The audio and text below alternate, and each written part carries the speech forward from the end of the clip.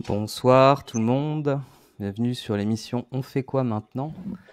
L'épisode 2. Ce soir, on va parler de souveraineté monétaire et j'ai avec moi Voynich, que vous connaissez déjà si vous avez vu les émissions précédentes, Cédric et Victor. Bienvenue à tous les trois. Comment ça va? Ça va très Salut, bien. salut. Au taquet. On parle de souveraineté, alors forcément on est remonté. Je vais vous laisser vous représenter rapidement, Voynich te représenter. Les deux autres, c'est la première fois qu'on vous voit sur l'émission, mais voilà. Voynich, qui es-tu déjà?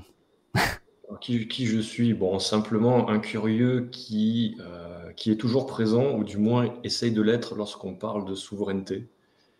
J'ai souvent tendance à appuyer sur la souveraineté en général, mais c'est vrai qu'on me connaît particulièrement pour tout ce qui touche sur la souveraineté administrative et juridique, et notamment sur la fraude généralisée, sur le nom de famille, etc., etc. En créant des petites pilules percutantes pour essayer de donner envie aux gens de s'intéresser à leurs conditions et donc de mettre les deux pieds dans le plat et de rejoindre l'aventure de la souveraineté, dont on a parlé dans les émissions précédentes, que je vous encourage aussi à visionner si jamais vous ne savez pas trop de quoi on parle. C'est ce que l'on nomme, nous, en tout cas, la cause des causes, ou du moins une des causes qui font qu'on en est là. Donc n'hésitez pas à aller faire un tour. Et vous pouvez les retrouver sur le site ofqm.tv dans les émissions diffusées. Cédric, bonsoir. Bonsoir, donc moi je suis Cédric, je suis auteur de plusieurs ouvrages publiés, dont certains sur les thèmes qui nous réunissent ce soir, dont la souveraineté, l'autonomie et la liberté essentiellement, des thèmes chers, de plus en plus chers, surtout après ces dernières années. Donc c'est les deux derniers ouvrages que j'ai publiés sont orientés essentiellement sur ces thèmes-là. À côté de ça, tous les thèmes, bien sûr, qui touchent aux principes universels de liberté et de souveraineté. Donc, je suis aussi, je fais partie de la Web3 Academy avec Victor, où on fait beaucoup d'éducation sur tout ce qui est monnaie, crypto-monnaie, blockchain, DeFi, etc. Des thèmes qu'on va bien sûr aborder aussi ce soir. J'ai plusieurs casquettes. À côté de ça, je suis aussi l'ambassadeur d'une organisation à but non lucratif qui s'appelle One Small Town, qui est aussi là, qui a un modèle en place pour aider les gens justement à regagner leur souveraineté, à reprendre les choses en main dans leur vie et tous les aspects un peu de leur vie et de la société. Donc voilà, dans les grandes lignes, on va dire, ça va être mes principales casquettes du moment. Et à côté de ça, on en parlera aussi, je fais partie de beaucoup d'équipes justement qui créent les nouveaux outils qui existent déjà et ceux de demain pour justement gagner toujours plus en souveraineté au quotidien, notamment sur l'aspect monétaire. Ok. Mais merci à toi. Et Victor, bonsoir Victor. Ta connexion Bonsoir tout le Internet monde. est un petit peu mauvaise, mais je pense que là, ça a l'air de marcher. On va espérer. Bonsoir tout le monde, moi je suis Victor, 31 ans, père de famille, 2 filles, très bientôt, ma femme est enceinte de la deuxième. Donc moi je suis pareil, investisseur dans le Web3, ça va faire 4 ans maintenant, et j'ai décidé de faire aussi du coaching, donc d'aider les gens à comprendre ces nouvelles technologies et gagner en liberté grâce à ces technologies dont on va parler ce soir. Je suis un nomade, c'est-à-dire que j'aime beaucoup voyager. Je me suis expatrié il y a quelques années. J'habite en Sicile, à la campagne. C'est pour ça que la connexion est pas terrible. Donc j'espère que ça va tenir toute la soirée. Je suis aussi très féru de nouvelles technologies. Donc j'ai fondé la Web3 Academy, simplement pour aider les gens ou les organisations, je fais aussi du consulting, à mettre en œuvre des technologies blockchain, des tokens crypto, des collections NFT, toutes ces nouvelles technologies qui nous aident à reprendre le contrôle de nos finances et de notre liberté. On verra comment ce soir. Ok. Eh bien, bienvenue à tous les trois. Et voilà. Donc ce soir, on va parler un petit peu. Alors, ça va parler un petit peu de crypto-monnaie pour ceux qui ne qui connaissent ou qui connaissent moins, ou voire pas du tout. On va essayer de... Enfin, je vais vous demander d'essayer de rester, on va dire, compréhensible pour le commun des mortels, parce que c'est vrai que c'est des sujets qui peuvent vite être complexes. Mais surtout, on va parler de ce qui arrive avec les CBDC. Donc, pour ceux qui connaissent pas, enfin, on va en parler tout à l'heure. On va vous mettre une petite vidéo d'introduction pour expliquer un petit peu ce que c'est et à quoi s'attendre, et surtout quelles seraient les solutions pour le contourner, quoi. Il va falloir refuser ces choses-là parce que c'est un piège dans lequel ils vont faire rentrer pas mal de monde, et je pense que personne ne souhaite ce qui va venir après et qui vont nous le vendre comme quelque chose de bénéfique, et que, comme d'habitude, la plupart des gens ne vont pas se méfier et vont pleurer derrière. Donc, et puis on va parler aussi d'autres alternatives aux monnaies fiduciaires, aux monnaies classiques, pour aller plus vers la souveraineté. Voilà. Mais alors déjà, moi je voudrais qu'on fasse une petite introduction. Qu'est-ce que c'est être souverain dans la monnaie? Est-ce que Cédric ou Victor, vous voulez faire cette petite introduction? Selon vous, qu'est-ce que c'est que la souveraineté monétaire? Je peux commencer. La souveraineté, quand on parle de souveraineté de manière générale, on parle déjà d'un haut degré de pouvoir, de liberté, de décision sur quelque chose. Généralement, on parle d'une capacité sur laquelle les autres n'ont pas forcément de pouvoir. On est souverain, on est seul quelque part à être décisionnaire des choses. Mais quand on parle de souveraineté monétaire, souvent je mets l'accent sur le fait que la souveraineté monétaire, c'est souvent une question de est-ce qu'on détient ou pas ce pouvoir, est-ce qu'on détient ou pas cette monnaie. Et donc généralement, dès qu'on rentre dans ce débat-là et cette réflexion, on se rend compte que au jour d'aujourd'hui, dans la société d'aujourd'hui, que ce soit individuellement, collectivement, la réponse est non. On a une souveraineté monétaire très faible, c'est pas nous qui contrôlons les monnaies, même notre argent, notre monnaie, elle est déléguée, généralement on la met dans une banque, donc elle n'est plus vraiment sous notre contrôle, elle est détenue complètement sous le contrôle de quelqu'un d'autre. Quand on bloque un compte, on s'en rend très vite compte, c'est le cas de le dire.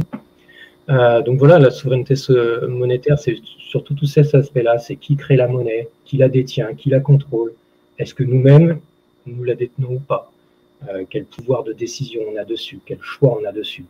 Et là, généralement, voilà, c'est un peu le début de la réflexion où on se rend compte qu'en effet, en termes de souveraineté monétaire, il y a quelque chose qu'on pense détenir, mais qu'on ne détient pas en fait. C'est un sujet, je pense, qui a beaucoup de ramifications et dans lequel on va rentrer ce soir.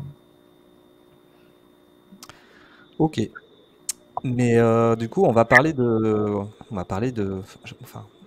la principale, porte de sortie à l'esclavage qui est fait par l'argent, par l'argent dette entre autres, mais par nos finances, c'est le fait que on ait tendance à mettre tous nos œufs dans le même panier.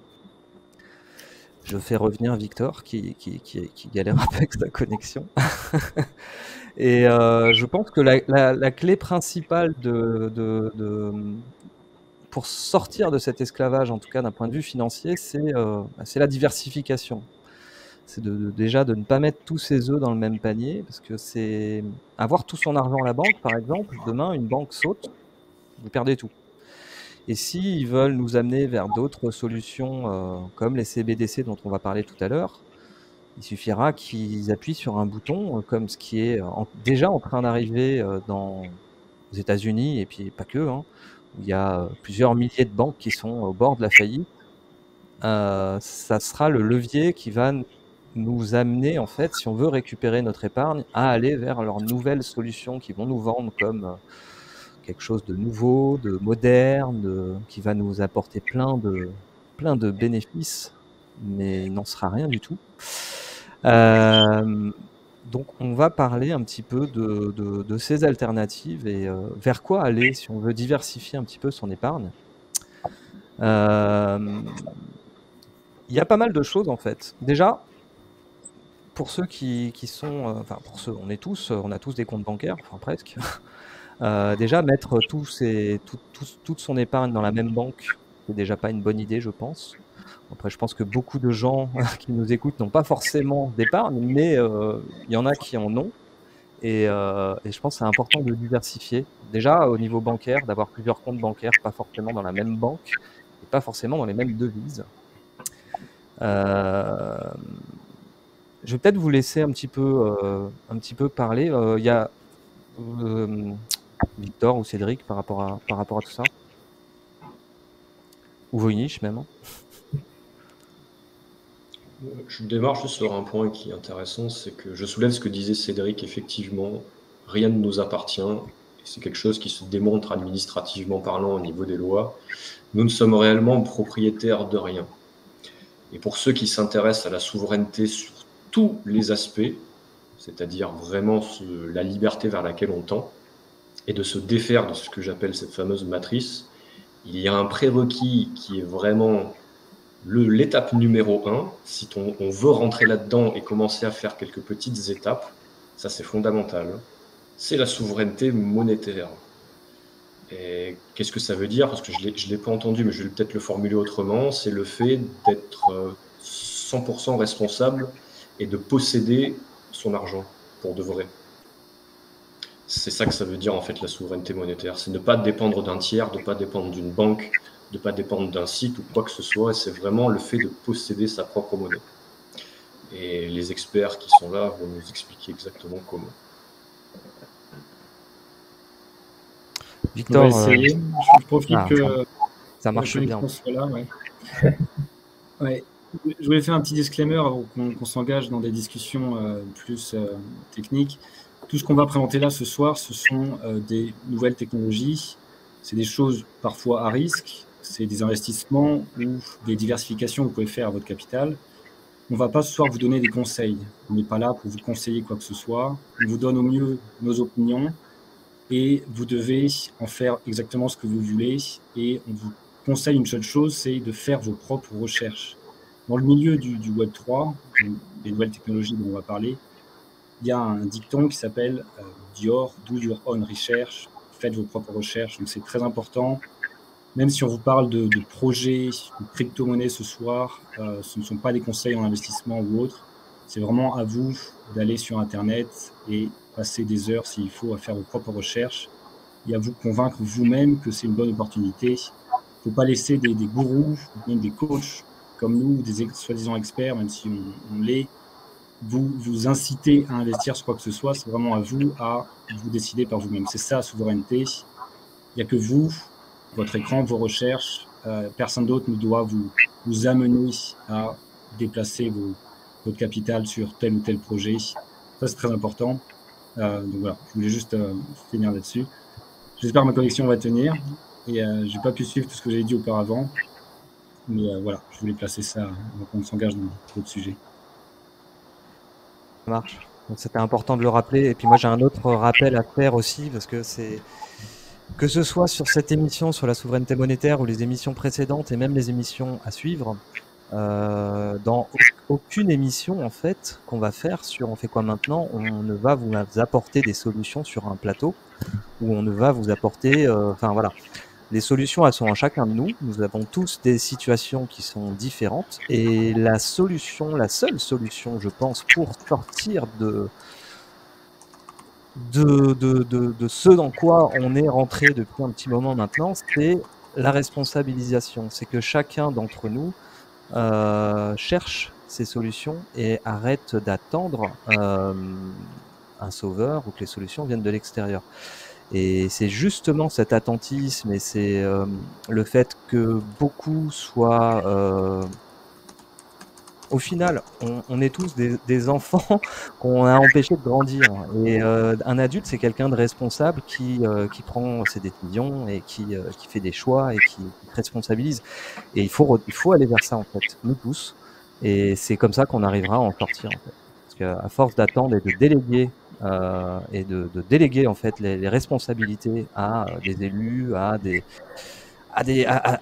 l'extérieur de nous-mêmes, en fait, c'est ce qui fait qu'on en est arrivé là aujourd'hui.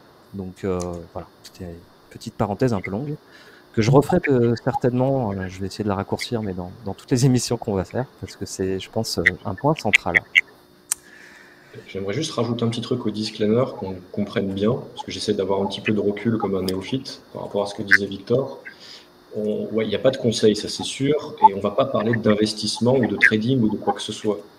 Je pense qu'on va vous présenter des moyens, enfin ils vont vous présenter des moyens pour la gestion, la défense et la protection de ces biens en tant qu'idée première. Voilà, pas d'investissement, pas de trading pour l'instant. Ça, c'est l'étape d'après. On va parler de placement et d'utilisation de son argent. Parce que même si beaucoup de gens n'ont pas beaucoup d'argent, bah, il en faut bien pour vivre, on est dans un monde marchand, et comment l'utiliser de manière la plus intelligente possible. Voilà. Moi, je ferais bien une petite introduction sur l'or, parce que c'est vrai que l'or, c'est quelque chose qu'on a tendance à négliger. L'or ou l'argent, hein, les pièces des pièces d'argent, des pièces d'or, pour ceux qui peuvent, des lingots, j'aimerais bien. Mais l'or, c'est quelque chose dont la valeur, en fait, ne bouge quasiment pas. C'est-à-dire que vous allez me dire que la valeur de l'or augmente avec les années. Non, c'est la valeur des euros et des dollars qui ne fait que chuter, en fait. Je veux dire, il y a 500 ans, avec une once d'or, on achetait une vache. Aujourd'hui, avec une once d'or, je crois qu'on achète à peu près une vache. Et puis dans 500 ans, je pense qu'avec une once d'or, on achètera toujours une vache. C'est pas parce que les monnaies fiat sur lesquelles on valorise l'or ou d'autres choses sont en chute libre que l'or prend de la valeur, en fait. L'or, c'est quelque chose de stable, c'est un placement, c'est pas un investissement. Et encore une fois, on va pas parler d'investissement ce soir. Et voilà. Et par rapport à l'or, il y a différents moyens d'investir dans l'or. C'est vrai que les gens sont un peu perdus par rapport à ça. Mais il y a des sites internet qui existent comme Acheter or et argent, comme BitGuild qui permet d'acheter de l'or en crypto-monnaie, ou d'autres solutions aussi comme Veracash qui permet d'avoir un compte bancaire. On vous mettra un petit peu les liens dans la description de la vidéo. Là, ils y sont pas, mais on va les rajouter après l'émission. Qui permet de détenir un compte bancaire en or, en fait, ou en argent, ou d'autres choses, d'autres métaux précieux. Et d'avoir une carte bancaire, un RIB, etc. Il y a VeraOne aussi qui permet d'acheter de l'or, mais en crypto-monnaie. Enfin voilà, il y a plein de solutions pour acheter de l'or. Maintenant, il ne faut pas investir n'importe où. Il faut vraiment se renseigner. Là, c'est des propositions qu'on vous fait, c'est des choses qu'on connaît, qui sont fiables, a priori, en tout cas aujourd'hui. Et voilà. Je ne sais pas si vous avez des choses à rajouter sur l'or, tous les trois. Oui, l'or, c'est sûr que c'est pas un sujet qui date d'aujourd'hui, ça a traversé les âges, ça fait plus de, je pense, 5000 ans au moins que l'homme utilise l'or comme moyen de traverser les crises essentiellement. Hein. Souvent, l'or, ça a été une monnaie qui a été échangée plus ou moins dans les cycles et les civilisations humaines, mais c'est resté depuis des milliers d'années pour une raison, en effet, c'est que, déjà, c'est quelque chose qui a une quantité assez finie sur la planète. C'est pas quelque chose qu'on trouve à profusion, qu'on trouve facilement et à profusion. Donc c'est quelque chose qui va du coup prendre qui va être vu comme une valeur refuge parce que ça ne fluctue pas, ça ne bouge pas beaucoup. Il y en a une quantité limitée sur la planète. C'est divisable, ça peut se diviser en quantités diverses et variées. Et c'est surtout, oui, c'est un matériau qui a toujours été utilisé pour traverser les crises. Les personnes qui ont réussi à traverser les crises qu'il y a eu dans toutes les civilisations, et il y en a encore aujourd'hui on en traverse encore et on n'a pas fini d'en traverser. Donc c'est pour ça que généralement, on a tendance à voir en effet le cours de l'or augmenter d'un seul coup quand des crises se profilent à l'horizon. Et ça fait des milliers d'années que ça dure et que c'est utilisé comme ça, comme une valeur refuge, parce que en effet, la valeur traverse les âges. Le cours de l'or ne s'effondre pas ou rarement parce que voilà, les quantités sont là, les gens la détiennent, l'utilisent, ça ne disparaît pas, c'est utilisable même en temps de crise. Alors, ce n'est pas le plus utilisable pour tout le monde, mais en tout cas, et c'est aussi là quelque chose dont on parlera, c'est pour ça que les crypto-monnaies aussi ont été inventées, c'est parce qu'elles règlent certains problèmes que l'or que l'or détenait, même pendant les crises. Donc les crypto-monnaies, bien sûr, sont plus faciles à échanger. Elles traversent les frontières plus facilement avec tout son argent en crypto-monnaie que tout son argent en lingots d'or. Donc bref, il y a des inconvénients comme ça que les crypto-monnaies et l'ère digitale règlent. C'est pour ça que ça a été inventé, tout en étant sécurisé pour être détenu. On en parlera aussi, vraiment par ceux qui détiennent ces choses-là.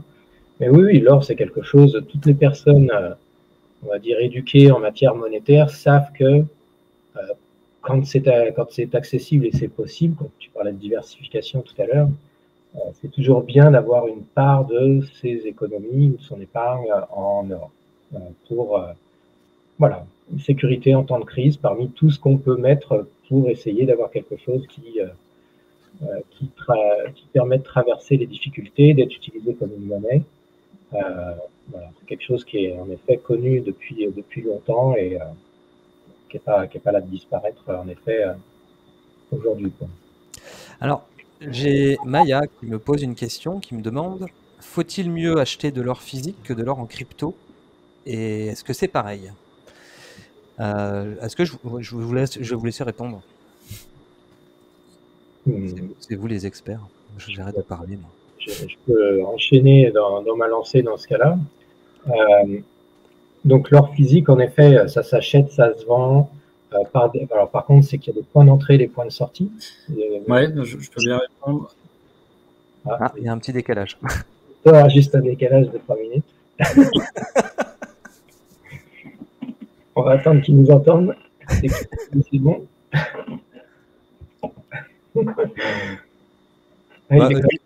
Continue, Cédric. Je pense qu'il faudrait qu'il repasse sur la connexion du téléphone qui avait l'air de mieux marcher. Ouais. Donc pour l'or, en effet. Au moins 10 secondes de décalage. C'est bien ça. Ouais. Continue, Cédric. J'ai 10 secondes de décalage. Donc, qu'est-ce que je disais? Oui, donc en effet, aujourd'hui, c'est sûr que pour le commun des mortels, c'est plus facile d'acheter de l'or de manière digitale. Donc, comme tu l'as dit, il y a des sites maintenant, des sites internet qui permettent d'acheter, etc.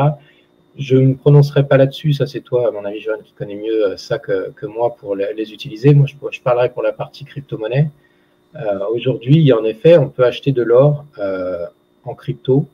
Et en fait, cet or, quand on l'achète en crypto, elle est achetée ou vendue directement à partir de véritables entités qui font de l'achat-vente d'or pour les personnes et qui permettent donc de détenir réellement, mais sous forme digitale. On a la preuve digitale qu'on détient une part d'or à tel endroit dans le monde.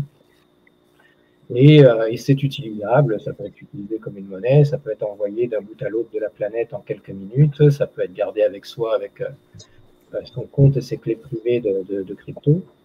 Donc, les avantages, les inconvénients de l'or, c'est comme je disais tout à l'heure, c'est que l'acheter physiquement, déjà, c'est pas nous qui allons forcément le détenir, ça va être détenu quelque part, certes dans un coffre-fort, dans des endroits hyper sécurisés à certains endroits du monde, mais on ne le détient pas vraiment. Donc déjà, en temps de crise, l'accès n'est pas forcément garanti.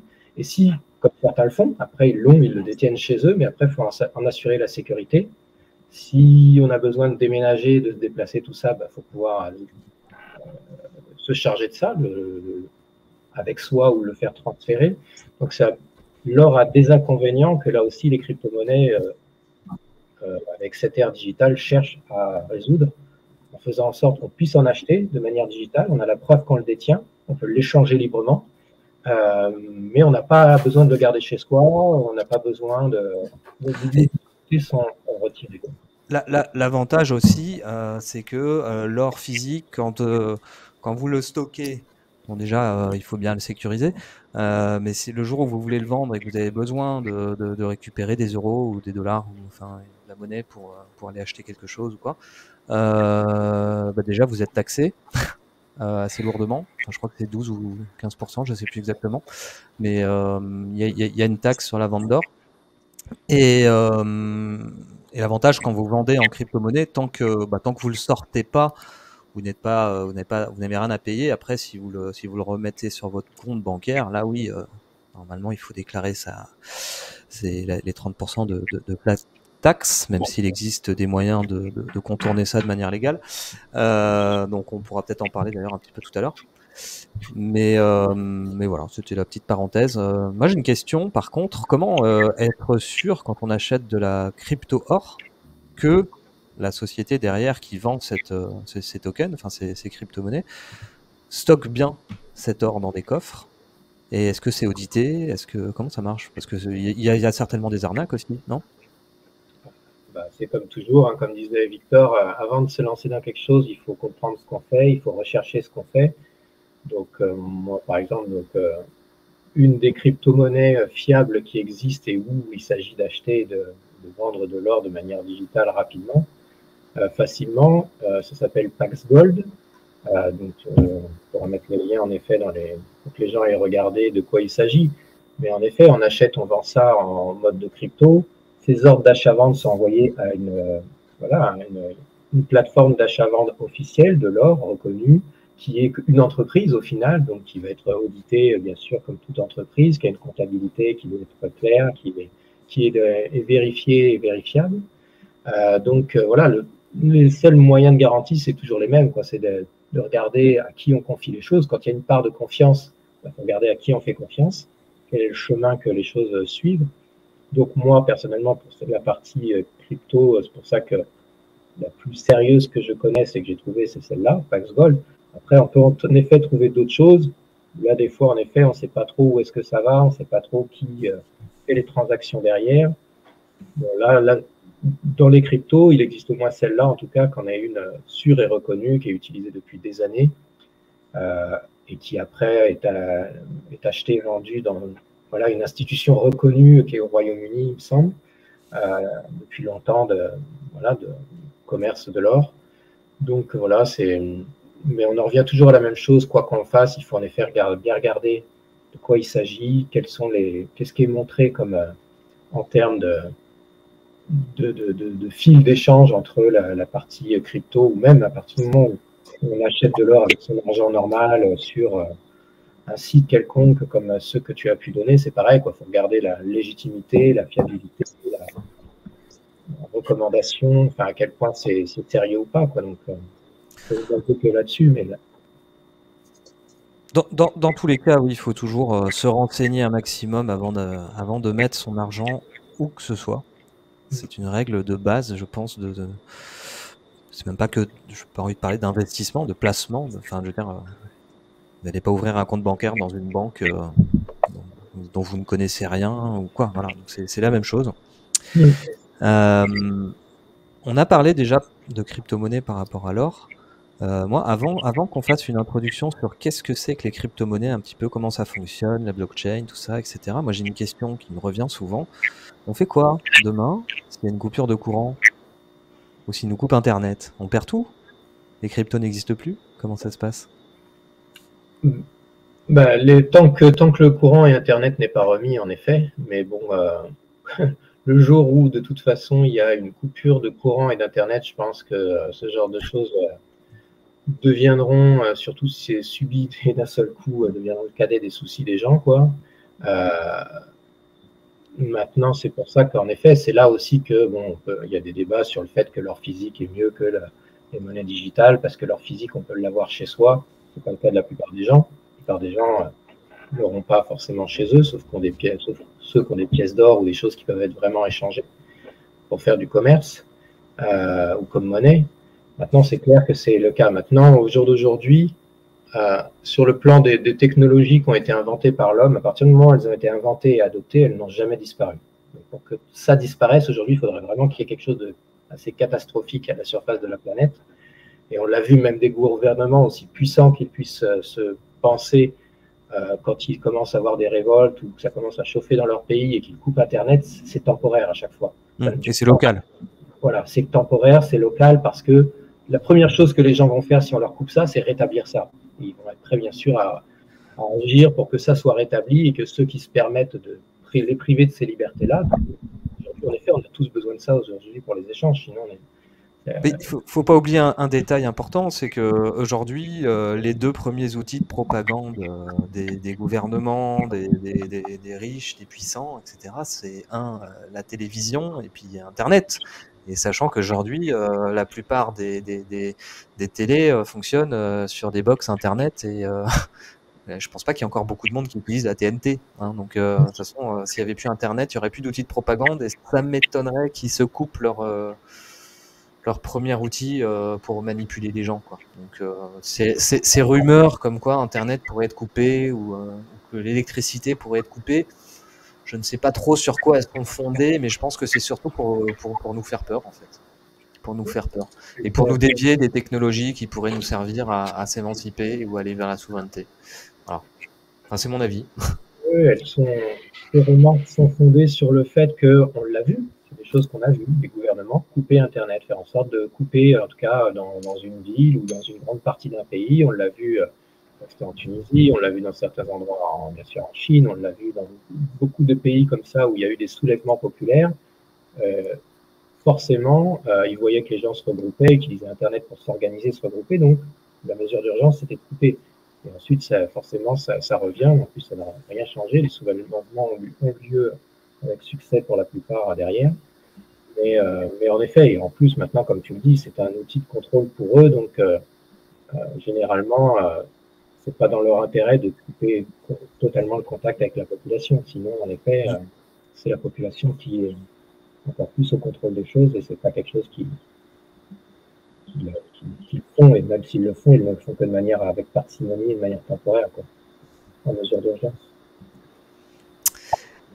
Oui, eh bien, je pense que cette petite intro sur Internet et l'électricité, c'était important de le faire parce que je reçois quand même énormément de commentaires qui ont peur de ces technologies-là à cause de ça.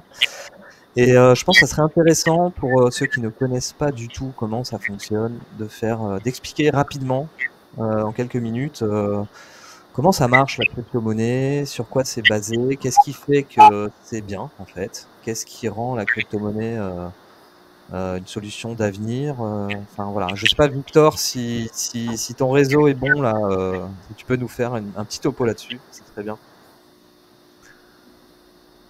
Très bien, oui, on essaye.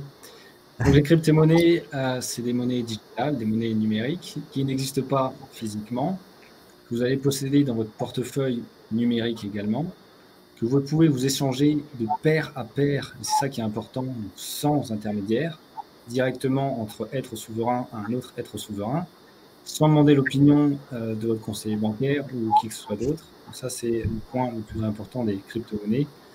Vous avez besoin d'Internet, évidemment, pour les envoyer. Vous pouvez les envoyer, les recevoir de façon totalement anonyme. Vous n'avez pas besoin de déclarer forcément votre identité pour utiliser ces crypto-monnaies. Vous pouvez aussi déclarer, il y a des plateformes d'échange qu'on appelle centralisées qui vous demandent d'utiliser votre identité pour pouvoir faire l'achat ou l'envoi. D'autres portefeuilles numériques ou exchanges décentralisés vous permettent de faire des envois sans déclarer votre identité. Donc, en tant qu'être souverain, si vous ne voulez pas avoir à rendre de compte aux entités centrales qui nous gouvernent, les banques centrales, les gouvernements centralisés, qui tournent tous autour de personnes qui vous imposent des règles dessus, vous pouvez utiliser des crypto-monnaies pour faire vos achats. Ça peut être l'achat de la vie de tous les jours. Moi, j'ai une carte bancaire où je peux dépenser ma crypto-monnaie avec pour ma vie de tous les jours. Vous pouvez faire tous les achats que vous voulez. Donc, ils peuvent être totalement intraçables, ou d'autres crypto-monnaies sont plus traçables. Il y en a plusieurs qui existent. La plus connue, que vous devez certainement connaître, c'est le Bitcoin, évidemment, qui existe depuis 2008. C'est la première crypto-monnaie qui a vu le jour au monde, qui possède une part de marché importante. 40% de tout l'argent qui est investi dans les crypto-monnaies est sur le Bitcoin. Et il vous permet tout simplement, en quelques minutes, d'autres permettent en quelques secondes, d'envoyer d'un bout à l'autre de la planète des sommes d'argent, via le Bitcoin ou d'autres.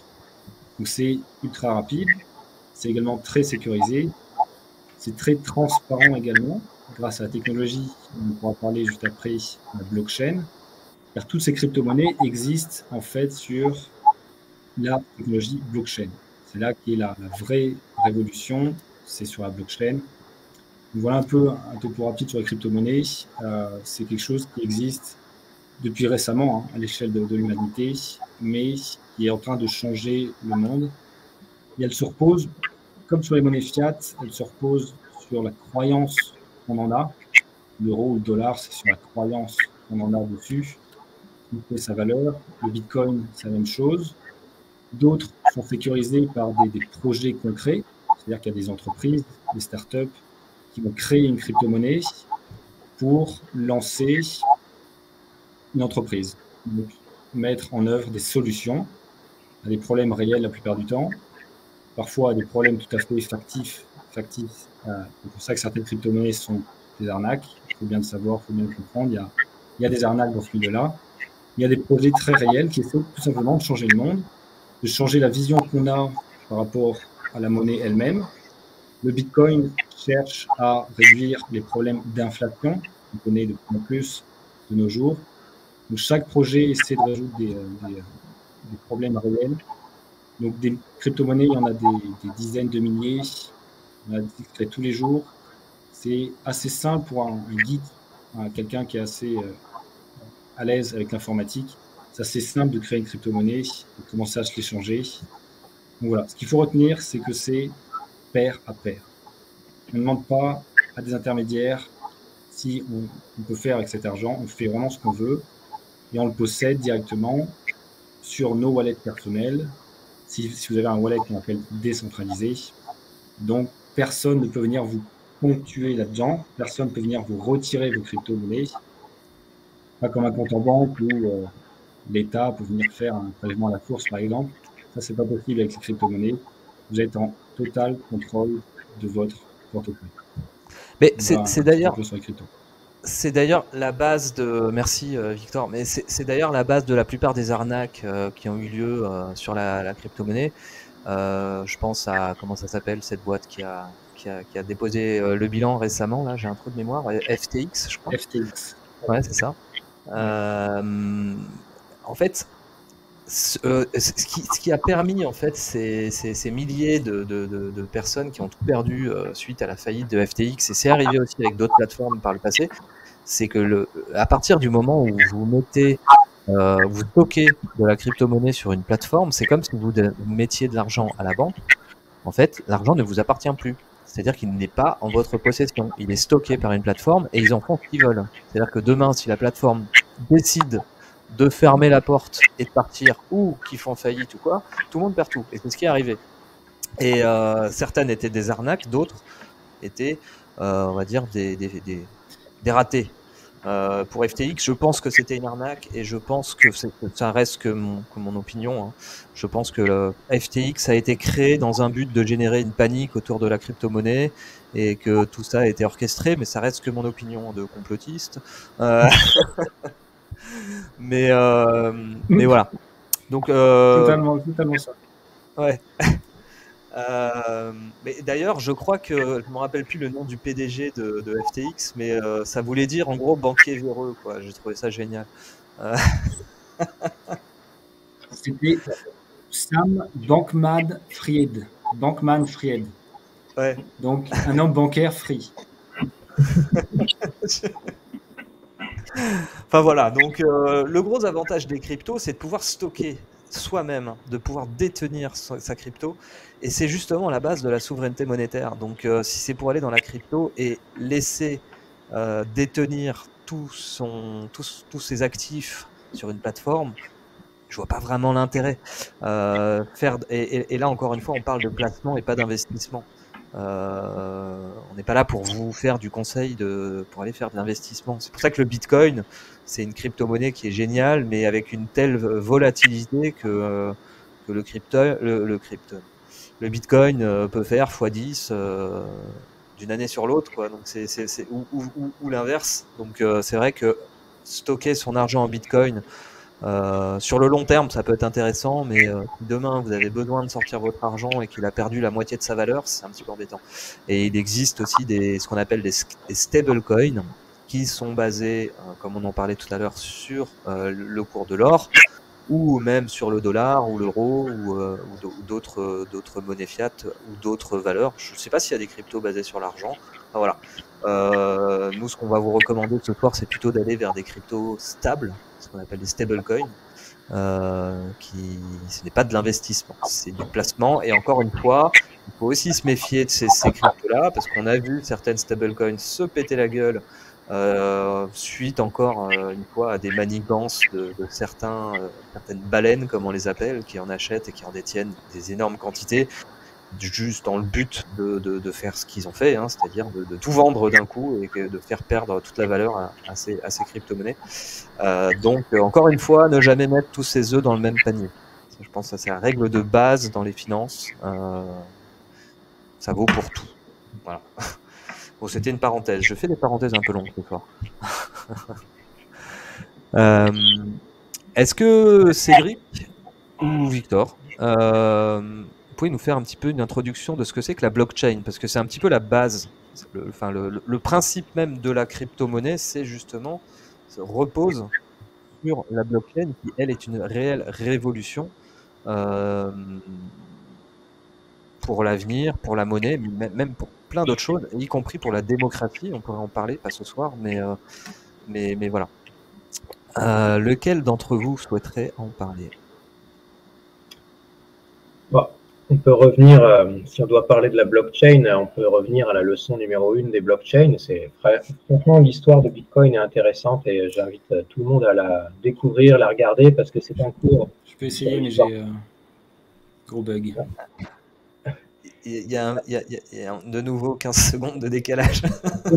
Au moins. Donc, je disais, c'est un cours sur l'histoire des monnaies, c'est un cours sur les crises financières, c'est un cours sur le pourquoi est-ce qu'il était nécessaire d'inventer la blockchain. Et donc, c'est très intéressant. Donc, déjà, Bitcoin est apparu, a été créé par une personne et un groupe de personnes qui cherchaient à créer une monnaie, une monnaie libre qui n'appartient pas à l'État, qui n'appartient à aucun État. Donc, une monnaie qui serait créée pour les gens et que les gens pourraient utiliser et échanger librement de la valeur. Donc, ils pourraient échanger de la valeur, sauf que là, c'est librement. Ça n'appartient à aucun État. Et au final, ça invite à découvrir qu'est-ce que c'est qu'une monnaie. Et au final, une monnaie, si on y réfléchit bien, on appelle de l'argent qu'on utilise une monnaie, c'est juste, ce n'est qu'une histoire de comptabilité. C'est-à-dire, on tient un registre comptable des échanges qui sont faits, de combien je détiens, combien l'autre personne détient, combien on échange. Tout ça est enregistré dans un registre comptable. C'est comme ça qu'à la base, les choses se font.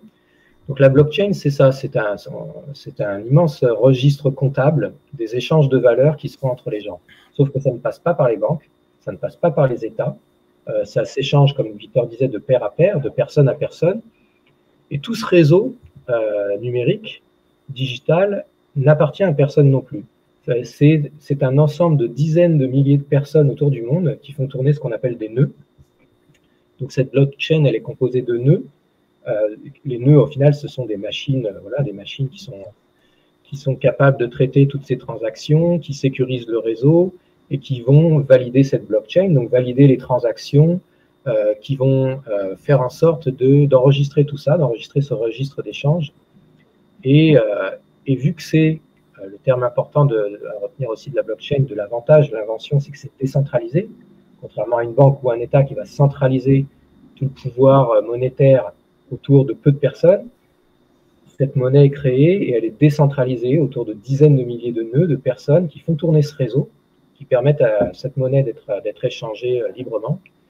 Et voilà, donc si on devait vraiment introduire, pour ne pas rentrer trop dans les détails techniques qui sont après en effet très compliqués, c'est comme toutes les technologies, ce qui est important, c'est de comprendre pourquoi ça a été utilisé, en quoi c'est utile à l'humanité aujourd'hui, quel problème ça cherchait à résoudre. Voilà, Bitcoin a été inventé en 2008-2009, donc c'est en pleine crise financière, la dernière grande crise financière qu'on ait connue un peu partout dans le monde. C'est là que ça a été créé, et ça a été créé pour ça. Dire, quelque part, il y en a marre, il faut qu'on crée une monnaie où les États n'ont pas la main dessus, les gens ont la main dessus, ils peuvent l'échanger librement, Et donc, comment on fait? Donc, comment créer ce registre que les banques détiennent, hein, quand on fait des transactions, les banques détiennent ce registre, cette comptabilité. Tout ça, ça ne va plus être dans le système bancaire, ça va être sur un réseau qui est détenu par nous, où chacun détient son argent, sa monnaie, et peut l'échanger librement. Voilà, dans les grandes lignes, pour présenter rapidement un peu ce qu'est une blockchain, son bien fondé et pourquoi ça a été inventé. Ok, merci Cédric. C'était une explication plutôt bien résumée, parce que c'est vrai que c'est un sujet qui pourrait prendre des heures à développer. Et pardon, c'était Victor? J'ai pas entendu. J'ai eu un gros bruit dans les oreilles. On va parler un peu plus tard de ce qu'on appelle des community currencies, de crypto-monnaies, on va dire, qui sont moins spéculatives et plus, on va dire, basées sur la communauté, sur le contributionnisme. Enfin, on va parler de la June, on va parler de l'Infinity Token. Et vous allez voir ce que c'est un petit peu tout à l'heure. Et puis on va faire une petite parenthèse aussi sur les monnaies locales et le troc, parce que sinon l'émission pourrait durer plusieurs heures ce soir, donc on va essayer de faire court. Mais d'abord, je voudrais vous parler un petit peu des CBDC qui sont en train d'arriver très bientôt. Certains parlent de 2025, d'autres parlent de 2023 même. Bien sûr, tout ceci n'est qu'une vaste théorie du complot. Voilà. Je vais vous mettre une petite vidéo qui dure 1 minute, vraiment, qui va reprendre un petit peu dans les grandes lignes ce à quoi on devrait s'attendre. Je vous la mets tout de suite. Date de péremption pourra être bloquée en un clic si tu manifestes pour tes libertés et chacune de tes dépenses seront surveillées et enregistrées. Non, c'est pas la dernière saison de Black Mirror, c'est réel et ce sera rendu possible grâce au CBDC. Ce sera le moyen de contrôle le plus puissant qui n'ait jamais existé de toute l'histoire de l'humanité et ce sera possible d'ici 2025. Les monnaies numériques de banque centrale seront reliées à ton identité numérique. C'est écrit noir sur blanc sur le site de la BCE et de la Fed que ton argent sera programmable. Et Christine Lagarde a admis elle-même que l'euro numérique permettra le contrôle de tes finances. T'as mangé trop de viande? T'as gaspillé trop de CO2? Ou alors t'as été manifesté? Alors ton argent sera bloqué. Après tout, c'est comme ça que fonctionne le crédit social en Chine. Alors pourquoi pas calquer le système et le reproduire en Europe? Et avec les IA qui sont de plus en plus performantes et qui s'installent progressivement en France, tout est possible et ton argent est programmé contre toi. D'ailleurs, la Société Générale vient de sortir un euro numérique et on a retrouvé dans le code source qu'ils peuvent prendre tout ton argent ou en brûler sans que tu ne puisses rien faire. Mais heureusement, on peut dire aujourd'hui que Bitcoin est une police d'assurance contre un futur orwellien. Après, j'ai envie de te dire... Mais si on n'a rien à cacher, il ne faut pas avoir peur. En tout cas, maintenant t'es au courant que ton... Voilà, c'était vraiment une petite intro très rapide. Je voulais pas faire quelque chose de trop long. Il y a une vidéo sur l'article de l'émission en dessous qui dure 15 minutes qui explique un peu plus en détail ce que sont les CBDC si vous voulez prendre le temps de la regarder. Je pense que en 1 minute, c'est un assez bon résumé de ce qui pourrait nous attendre. Oui, très bon. Par contre, si je peux compléter, Christine Lagarde, donc la directrice du FMI, Fonds monétaire international, elle s'est fait piéger il y a quelques mois par des humoristes russes qui imitent la voix d'un président Loukachenko, l'Ukrainien, et ils lui ont fait dire que les CBDC vont arriver en Europe, pour l'euro donc, fin 2023, donc cette année, à l'essai. Bon, ils disent à l'essai, mais ils vont le lancer dans un pays, ce sera peut-être l'Ukraine d'ailleurs, pour voir comment ça se passe, comment le peuple réagit, et surtout pour le perfectionner en grandeur réelle. Donc ça arrive plus vite qu'on ne le pense. Et voilà, je veux juste compléter, c'est cette année. C'est 2023, c'est en cours. Encore une théorie du complot. Hein. Tu vois, tu vas avoir des problèmes. Ah bah ça, après, chacun croit à ce qu'il veut croire, mais c'est disponible en ligne, hein, vous recherchez Christine Lagarde, vous trouverez la vidéo. C'est de la réalité, c'est vraiment en train de se mettre en place. C'est un programme et c'est vraiment, on voit vraiment une concordance de tous les pays en même temps qui sont en train de mettre ça en place. Il y a très peu de pays, au final, au jour d'aujourd'hui, qui ne sont pas en train de dire oui, nous sommes en train de nous tourner vers le futur, machin, on va créer ces monnaies digitales. Sauf qu'en effet, ça nous fait revenir au sujet de la technologie. La technologie, à la base, c'est neutre, c'est un outil neutre. Toutes les technologies que vous pouvez citer, à la base, c'est neutre. Après, c'est la personne qui détient le contrôle sur cette technologie, qu'est-ce qu'elle va en faire avec. Et bien sûr, voilà, un gouvernement va chercher pas à avoir moins de contrôle et à donner plus de liberté sur quelque chose comme la souveraineté monétaire des gens. Elle va faire tout l'inverse, c'est-à-dire que l'argent va devenir beaucoup plus traçable, beaucoup plus... voilà, ce sera très facile de savoir tout ce que tout le monde achète tout le temps, donc d'interdire, autoriser, et en effet, voilà, geler des comptes, s'il y a une mesure de crédit social, des mesures politiques, environnementales ou quoi que ce soit, vous faites bien, vous faites pas bien, quoi que ce soit, ça donne un contrôle total. Et en fait, ils sont en train d'utiliser ni plus ni moins que la technologie dont on a parlé, hein, sauf qu'ils l'utilisent en mode pour le servir eux. Puis surtout de manière totalement centralisée, alors que l'intérêt même de la crypto-monnaie, c'est la décentralisation, justement. Exactement, ils ne vont pas demander aux gens de faire tourner des nœuds sur cette monnaie pour être sûr que ce soit bien décentralisé, que le pouvoir soit entre vous et moi. Non, ça va être tourné que sur les serveurs des banques centrales. Les gens pourront, voilà, on leur donnera cette monnaie-là et en gros, pas d'autre choix. Et voilà, c'est un peu le bras de fer technologique qui se passe, hein, comme à l'ère de toutes les inventions technologiques, on va trouver ceux qui ont un esprit plutôt tyrannique ou une volonté de contrôle vont utiliser cette technologie-là pour ça. Et ceux qui maîtrisent cette technologie et l'utilisent aussi pour plutôt se libérer vont l'utiliser pour ça. Et c'est ce qui se passe avec les crypto-monnaies. Les États ont bien compris qu'ils sont très en retard, et comme c'est souvent le cas, sur les dernières inventions technologiques. Et en effet, depuis plus de 10 ans maintenant, avec l'invention du Bitcoin qui a donné lieu à d'autres crypto-monnaies et encore d'autres, et maintenant il y en a de plus en plus, toujours plus sophistiquées, et qui sont, voilà, les gens l'adoptent par centaines de millions de personnes chaque année, de toujours plus. Des entreprises maintenant veulent les utiliser de plus en plus, donc c'est en train de prendre un essor qui est normal, ça donne plus de liberté aux gens, donc les technologies qui donnent plus de liberté sont généralement vite adoptées. Et c'est pour ça qu'on assiste un peu à un pas de course de la part des gouvernements pour essayer de rattraper ce retard et donc d'accélérer cette mise en place des Central Bank Digital Currency ou monnaie digitale des banques centrales. Donc rien de surprenant au niveau de l'histoire des technologies pour ceux qui les connaissent. Et voilà, on va se retrouver un peu dans la même situation où bien connaître ce qui se passe, le comprendre et savoir quelles sont les alternatives va devenir toujours aussi utile et important qu'avant, quoi. Ouais. Et surtout, comme tu disais, c'est quelque chose qui va arriver très vite. Et comme je le disais en introduction de l'émission tout à l'heure, ils vont justement utiliser le fait que la grande majorité des gens ont, comme on disait tout à l'heure, ont tous leurs œufs dans le même panier. C'est-à-dire que la plupart des gens, il y en a certains qui ont investi dans l'immobilier ou dans d'autres choses, mais la plupart des gens, leur argent est à la banque. Aujourd'hui, aux États-Unis, pour ne citer que eux, il y a plus de 4000 banques qui sont au bord de la faillite. Il y a plusieurs articles, même mainstream, qui en parlent. Ils vont utiliser la faillite des banques pour geler vos avoirs et vous draguer pour aller vers ces portefeuilles de CBDC pour pouvoir récupérer votre épargne. Et une fois que vous êtes parti là-dedans, votre argent ne vous appartient plus, c'est fini, c'est terminé.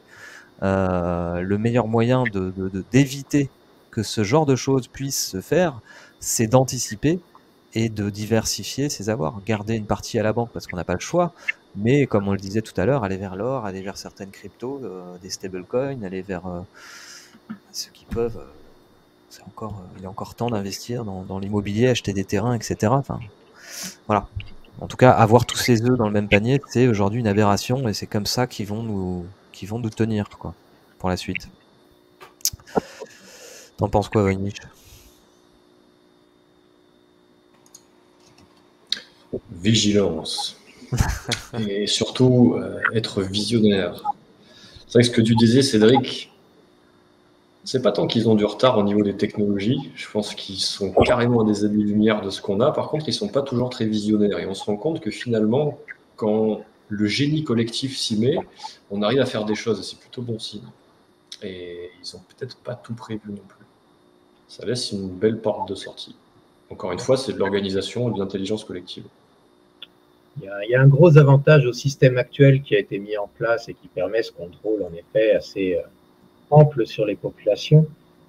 C'est qu'au final, généralement, ces systèmes dans l'histoire aussi s'enlisent sous leur lourdeur, leur complexité et leur bureaucratie. Donc, je pense aussi que ce qui facilite cet essor technologique de manière assez rapide, c'est le fait que pour mettre en place ce genre de choses, bureaucratiquement, c'est très très long, fastidieux. C'est des pays qui doivent se mettre d'accord, etc. Donc c'est lent, et la technologie va toujours plus vite que cette lenteur-là, bien sûr. Je pense qu'il y a aussi ce facteur-là qui joue. Après, c'est clair qu'en matière de technologie, ils savent l'utiliser vite et avec une longueur d'avance sur plein d'aspects.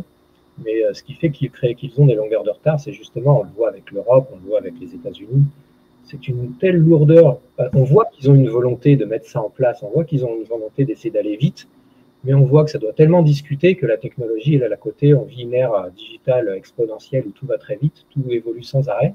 Donc forcément, la confrontation des deux mondes fait que, on va dire qu'une part de ce système bureaucratique se retourne un peu contre le système lui-même, c'est que c'est très long à mettre en place, quoi qu'il veuille faire. Donc ça, c'est la bonne nouvelle dans toutes ces histoires. Mais en effet, après oui, vigilance, connaissance, comprendre exactement comment tout ça fonctionne et quelles sont les alternatives. Elles existent, on en a toujours. Et en effet, on entend beaucoup les crypto-monnaies être diabolisées, on entend beaucoup les crypto-monnaies dire « Ah, c'est les trafiquants de drogue, c'est les trucs, c'est les machins ». Demandez-vous toujours de quelle bouche ça vient, parce que quand c'est diabolisé, généralement, c'est qu'il y a une raison. Quand on connaît pourquoi les crypto-monnaies fonctionnent, pourquoi elles ont été inventées et à qui elles donnent du pouvoir, on comprend qu'elles soient diabolisées, notamment par les États, les banques, parce que c'est pas dans leur intérêt, bien sûr, qu'il y ait une telle adoption de cette technologie qui permet de redonner un pouvoir monétaire beaucoup plus grand, un contrôle, une détention, une souveraineté beaucoup plus grande, telle que ça n'a jamais existé au final, parce que la monnaie, l'argent a toujours été contrôlé de manière centrale par les rois, les États. On peut regarder l'histoire autant qu'on veut sur les derniers siècles et milliers d'années. C'est une des premières fois dans la technologie où la population, le peuple et les gens adoptent et ont créé une monnaie pour eux-mêmes qui n'est pas du tout contrôlée et contrôlable par les États. Donc c'est l'avantage de ce progrès de cette ère digitale, c'est qu'elle a permis de créer quelque chose qui n'existait pas avant, qui n'a jamais existé et qui en effet va créer, on a vu en effet des étincelles et un bras de fer parce que forcément ça peut changer fortement le statu quo sur l'aspect monétaire du pouvoir autour de l'aspect monétaire dans le monde. Ouais, en effet. Et après, pas mal de gens pensent que la crypto c'est le mal et que les solutions ce sont les monnaies locales.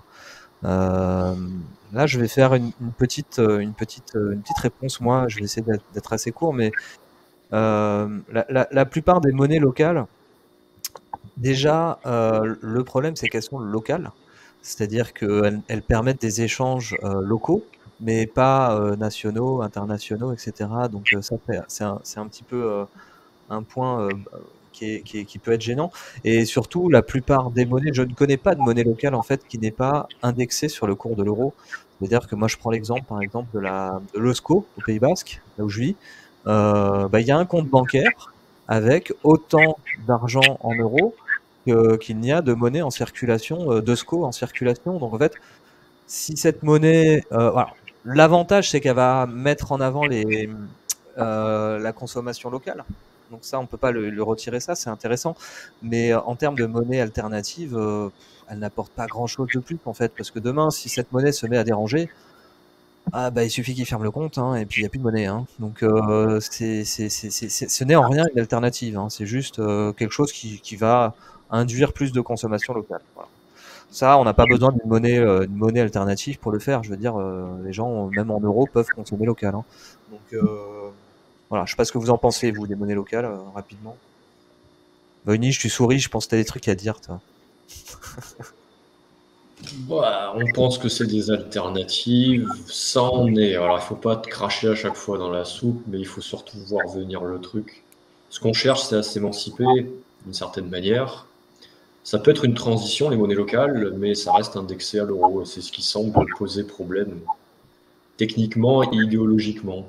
Il n'y a pas grand-chose à dire de plus, de mon côté, de ce point de vue-là. Donc l'émancipation au niveau transition, oui. Est-ce que c'est quelque chose qui va porter à terme? Je ne suis pas certain. Le fait que ça soit indexé aux monnaies telles que l'euro, que ce soit vraiment dépendant de ça pose problème. Mais en parlant de... Oula, il y a eu un bruit. En parlant de monnaie alternative, il y en a une qui n'est pas indexée au cours de l'euro, dont beaucoup parlent, c'est la June. La June, elle a des côtés assez intéressants, c'est que c'est vraiment basé sur le je donne pour recevoir en fait. Il n'y a pas de j'achète de la monnaie, je la revends, il n'y a pas de place de marché, il n'y a pas de spéculation, il n'y a pas il y a pas tout ça. C'est une monnaie qui est de plus en plus utilisée. Après, elle est aussi pas mal décriée par certains, donc moi j'ai du mal à me positionner par rapport à la June. Je sais qu'il en existe d'autres aussi. Tu penses quoi toi de la June? Tu l'as déjà utilisé, il me semble, toi, Benny. Je l'utilise, oui, la June. J'ai un compte certifié. Alors la June, pour ceux qui ne connaissent pas, c'est la G1, ça se prononce June, c'est une monnaie qui est dite libre, qui est co-créée de manière égalitaire, transparente et aussi décentralisée. C'est intéressant.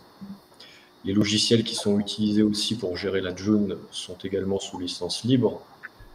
Donc c'est respecté de bout en bout au niveau état d'esprit. Alors c'est vrai, c'est 100% numérique. On paie et on reçoit de l'argent via notre ordinateur ou notre smartphone. Ça peut être décrié, comme tu le disais, mais il faut bien se rendre compte que l'argent fiduciaire aujourd'hui, c'est numérique à 95%. Donc bon, faut aussi relativiser, prendre du recul par rapport à ça. L'argent dette, la monnaie dette, etc. Pour ceux qui ne connaissent pas, il faut se pencher sur la thématique parce qu'on tombe effectivement de très haut. Et en fait, c'est un moyen d'échange, comme tu le disais, qui n'est pas indexé à l'euro, et c'est ce qui le rend intéressant. Dans les faits, ça ne vaut rien de la June. On peut être millionnaire aujourd'hui en June, ça ne changera pas grand-chose. C'est ce qu'on peut appeler un espèce de moyen d'échange entre nous, entre libres. C'est à nous de créer vraiment la convention qui fera qu'on va l'utiliser telle qu'elle. C'est une initiative qui date de 2017. Ce qui change un peu des cryptos, c'est que c'est basé sur une toile de confiance, c'est-à-dire qu'il faut être... Alors, on peut utiliser la June, avoir un portefeuille, le fameux wallet, si on crée un compte. Par contre, si on veut générer de la dividende universelle, je vais l'expliquer, et si on veut pouvoir certifier à notre tour d'autres qui rentrent dans le circuit, cette espèce de gage de confiance, bon, ils ont mis beaucoup de sécurité là-dedans, il faut des certifications. Donc, en fait, ce qui est encouragé dans la June, et c'est ce qui est bien aussi, c'est de faire des rencontres entre êtres vivants, du coup. Pour certifier quelqu'un, il faut, dans l'idéal, qu'on puisse s'assurer qu'il ait compris le délire, qu'il soit bien vivant, qu'on l'ait rencontré physiquement dans l'idéal.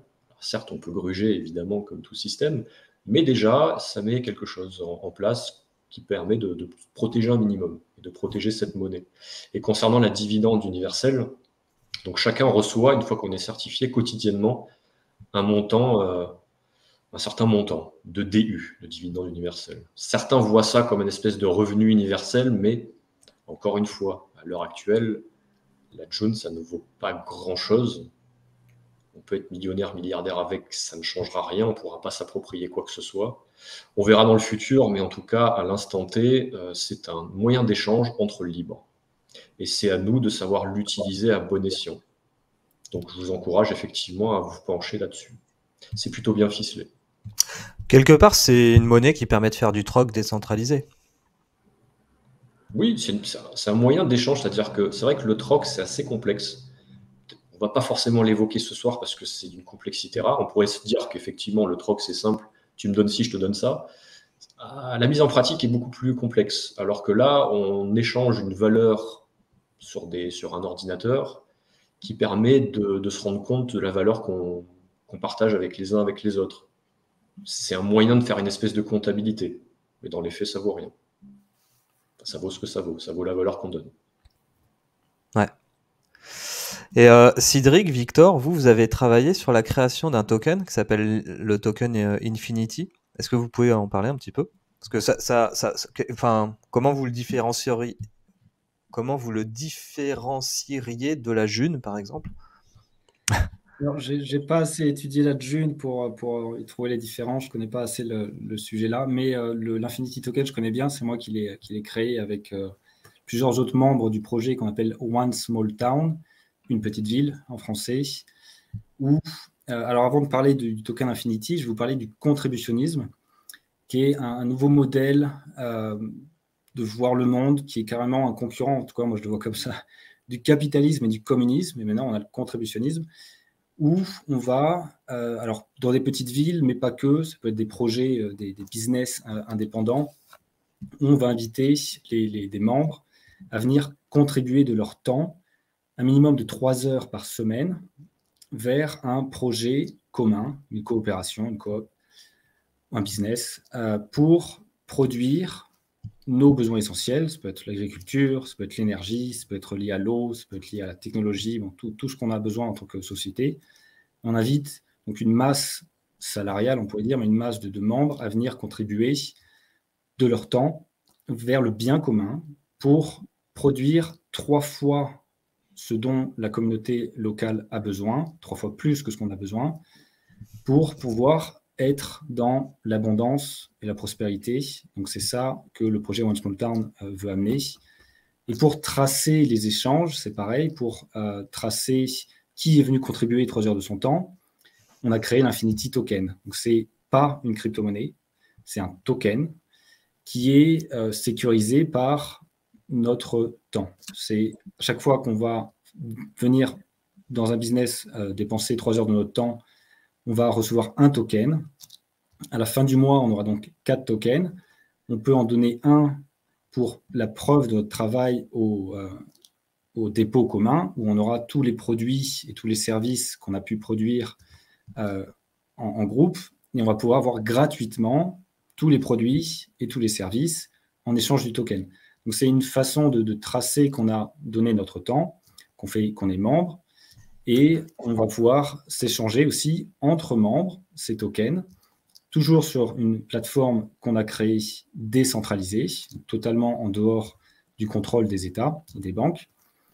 Et on va pouvoir, entre membres, donner la valeur qu'on veut à un bien, à un service, et s'échanger des tokens, Infinity Tokens si on le souhaite. Donc c'est un moyen d'échange entre membres One Small Town, où on a tous des compétences, des talents, des passions, qu'on peut s'échanger les uns avec les autres. Et comme preuve qu'on fait partie du groupe et qu'on donne de notre temps, on a l'Infinity Token. Donc voilà un peu. Je vais laisser Cédric compléter, qui est l'ambassadeur français du projet, qui pourra bien compléter dans ceci. Oui, bon, tu as bien présenté le token. Bon, l'initiative One Small Town, après, c'est tout un modèle de société, hein, au final. Hein, c'est vraiment un modèle intégral qui veut permettre aux gens de reprendre le contrôle de leur ville, de leur société, jusqu'à leurs entreprises. Donc, que les entreprises soient plus détenues juste par une personne qui cherche juste à s'enrichir et avoir plein de salariés payés une misère. Donc, le but, c'est que les entreprises soient créées par les gens. Elles sont codétenues par les gens. Donc, à partir du moment où voilà, donc ce qui est produit est accessible gratuitement aux gens, une part raisonnable à toutes les personnes. S'il y a des bénéfices, ils reviennent aux gens qui la codétiennent également entre eux. Et voilà, et un peu donc le moyen d'échange monétaire qui a été créé autour de ce modèle, bon, j'invite tout le monde à aller voir le site internet pour mieux comprendre dans les détails comment tout ça fonctionne. Mais bon, voilà, le token Infinity, il a été créé l'année dernière pour justement introduire avec les technologies de maintenant, puisque le token a été créé voilà, sur la base de blockchain, on repart un peu sur le même sujet technologique, pour avoir un peu cette valeur d'échange nécessaire dans tout système, mais là pareil, qui n'appartient à personne. On est souverain sur ce token. Personne ne peut se l'approprier à part nous. Quand on le détient, chaque membre le détient, peut se l'échanger. Donc après, libre à chacun de l'utiliser comme unité comptable pour s'échanger des choses, acheter, vendre des choses. Donc voilà, dans les grandes lignes aussi, comment on peut présenter un peu l'histoire autour de ce token qu'on a utilisé pour avoir aussi une alternative monétaire au propre modèle qui est celui du groupe One Small Town. plusieurs pays. Hein. C'est vraiment une initiative mondiale. Moi, je m'occupe pour la partie France, mais il y en a vraiment partout. Sur notre site, vous verrez comment ça marche, par exemple, au Liban. Comme par hasard, le Liban qui s'est effondré du côté monétaire, avec les banques centrales, voilà, toute leur monnaie qui a été dévaluée à 90%, etc. Qu'est-ce qui s'est passé, One Small Town, où est-ce que One Small Town a pris son essor fondamental phénoménal d'un seul coup au Liban? Parce qu'il y avait ce modèle-là qui était en train de se passer, donc les gens ont pu se tourner vers ça et avoir une alternative au système. Et maintenant, c'est même presque les gouvernements et les personnes qui viennent à la rencontre et qui viennent plébisciter les langues populaires sur place, l'essor populaire où les gens se mettent à se réapproprier leurs entreprises, à contribuer dans leurs entreprises, à avoir leur propre système monétaire. Donc voilà un peu comment on pourrait présenter tout ça, cette alternative-là aussi. Ok. En fait, toutes ces alternatives, alors tout ce qui tourne autour du Web3 en fait, hein, des technologies crypto-monnaie, blockchain, etc., ça demande quand même aujourd'hui des connaissances. C'est vrai que c'est pour beaucoup de gens, c'est quelque chose qui fait peur. C'est pas encore quelque chose de très intuitif. Pour aller vers le Web3, il faut installer des applications sur son téléphone, il faut se former, il faut aller vers la responsabilisation sur la gestion de ses finances. Et c'est vrai que ça peut faire peur à beaucoup. Et vous avez créé c'est une association, la Web3 Academy? C'est une école en ligne, plutôt. Ok. On va en parler parce que ça fait partie des solutions qu'on veut vous proposer ce soir. C'est de vous former en fait à tous ces sujets-là pour aller vers autre chose, parce que si on veut reprendre notre souveraineté par rapport à ça et ne plus être dépendant des solutions qui créent pour nous, qui nous tiennent en esclavage, il faut créer les nôtres en fait. Il faut et c'est vrai que le gros avantage du Web3, de la crypto-monnaie, c'est que c'est inarrêtable. En fait, qu'on disait tout à l'heure sur le Bitcoin ou sur la plupart des crypto-monnaies, qu'est-ce qu'ils vont faire? Comment ils font à part couper complètement Internet et électricité? Enfin, Internet suffirait. Couper totalement Internet sur toute la planète, c'est le seul moyen d'arrêter une crypto-monnaie. Donc, si tout le monde se met à utiliser une ou plusieurs crypto-monnaies pour échanger de l'argent entre eux, pour payer dans les commerces, qu'est-ce qu'ils vont faire en fait? Pas grand-chose. C'est pour ça qu'ils font tout pour nous détourner de ça, qu'ils font tout pour nous faire peur de ces technologies, d'où ces inventions, ces rumeurs, comme quoi il y aura des coupures d'internet, des blackouts, etc. Enfin, tout ça c'est fictif. Je vais vous diffuser une petite vidéo qui vous présente un petit peu l'Académie Web3 parce que c'est vraiment intéressant et je vous invite à vous renseigner par rapport à ça et à vous rapprocher de ce qu'ils font. Alors je vais la lancer. C'est parti.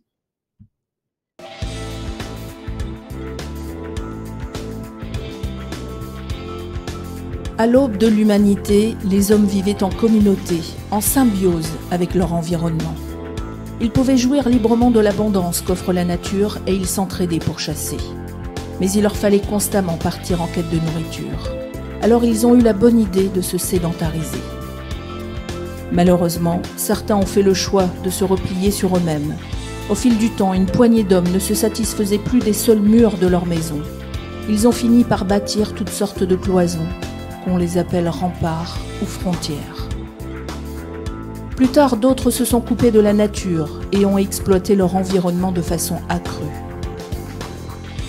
D'autres encore ont appris à posséder et à accumuler des richesses qui appartenaient autrefois à tout le monde, en ayant même parfois recours à la force pour défendre leurs biens. Avec le temps, les conséquences néfastes ont été exacerbées. Nous vivons aujourd'hui dans un monde marqué par la compétition, les restrictions des libertés individuelles, les lois imposées de façon arbitraire, la répression, la guerre et la détresse humaine. Tout cela a pour intérêt de profiter à une petite minorité dirigeante au détriment du plus grand nombre et de notre terre qui est exsangue. Pour autant, faut-il déplorer l'évolution des choses ? Bien sûr que non. L'époque actuelle est marquée par de nombreux progrès en matière de technologie, d'éducation et de santé publique qui nous élèvent, rendent notre quotidien plus facile et allongent la durée de la vie. Maintenant, ferme les yeux et imagine. Imagine un monde dans lequel tu concilies le meilleur de ces temps reculés et de notre époque actuelle. Dans ce monde, ce qui fait de toi un être unique avec ses différences est valorisé. Ton opinion est prise en compte et ta créativité s'exprime de façon débridée. Dans ce monde, tu vis en harmonie avec les autres grâce à une gouvernance partagée, basée sur la confiance, le consensus, la coopération et la solidarité. Dans ce monde, tu es invité à contribuer et à laisser libre cours à tes talents individuels pour les mettre au service de tous et de chacun et accéder à l'abondance en retour. Nous pensons que tout cela n'est pas qu'une utopie, que cela peut devenir réalité maintenant de notre propre vivant. Nous, ce sont des hommes et des femmes comme vous et moi qui composons l'Académie Web3. Nous avons en commun de vouloir changer le monde grâce aux technologies du Web3. Pour cela, nous avons créé une académie composée de personnes qui ont à cœur de faire découvrir à tout un chacun les fabuleux outils que propose cette nouvelle ère d'Internet. C'est ainsi que nous comptons nous réapproprier notre liberté et notre souveraineté. Si toi aussi tu te sens appelé par ces aspirations, rejoins-nous dans l'Académie Web3. L'Académie Web3 te montre la voie, contribue pour retrouver ta souveraineté.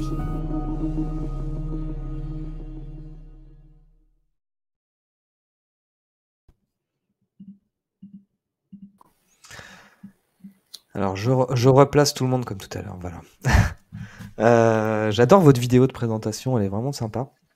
Ça donne envie. Et vous avez le lien vers l'Académie Web3 en dessous de la vidéo, mais je vais vous laisser présenter un petit peu ce que vous faites, en fait.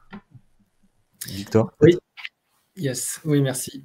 Donc, l'Académie Web3, c'est un projet qu'on a débuté fin d'année dernière pour vous accompagner tout simplement à prendre en main votre liberté financière, devenir investisseur dans ces nouvelles technologies, pour ne pas tomber dans les pièges comme le CBDC par exemple, et pour vraiment comprendre de fond en comble comment la technologie fonctionne, comment l'utiliser à votre avantage.